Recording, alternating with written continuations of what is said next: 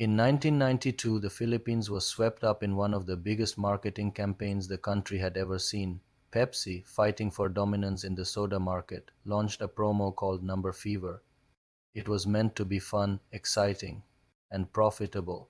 Instead, it became a national disaster that would leave people injured, traumatized, and at least 5 people dead.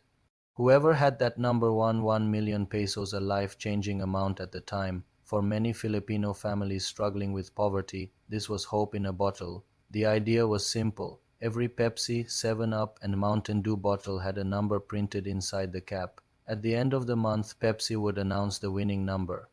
Within days, the craze exploded. People bought sodas by the case. Families collected caps in bags, boxes, and sacks. Stores ran out of stock, even those who didn't drink. Soda began buying it just for the chance at the prize. Then came May 25, 1992. The evening announcement aired on national television. The winning number was revealed, 349, and in an instant the Philippines erupted, but not with celebration. Pepsi expected maybe one or two real winning caps. Instead, due to a catastrophic production error, more than 600,000 bottle caps had the number 349 printed on them.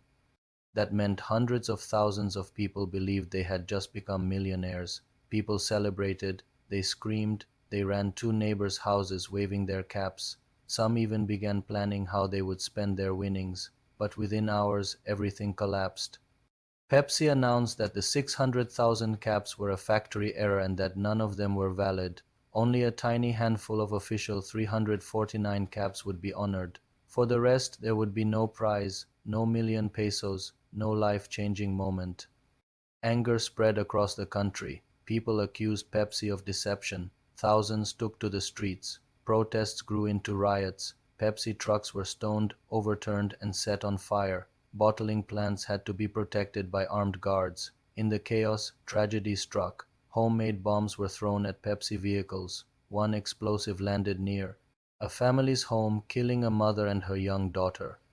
Several more people lost their lives in related attacks and confrontations. What began as a marketing game had become deadly. Over 22,000 people filed lawsuits against Pepsi. The legal battles dragged on for years. Some victims eventually received small payments, but most walked away with nothing. For many, the wounds were not just financial, they were personal. The Pepsi Number Fever incident remains one of the worst marketing disasters in history. A campaign meant to bring excitement had instead sparked riots, lawsuits, and death.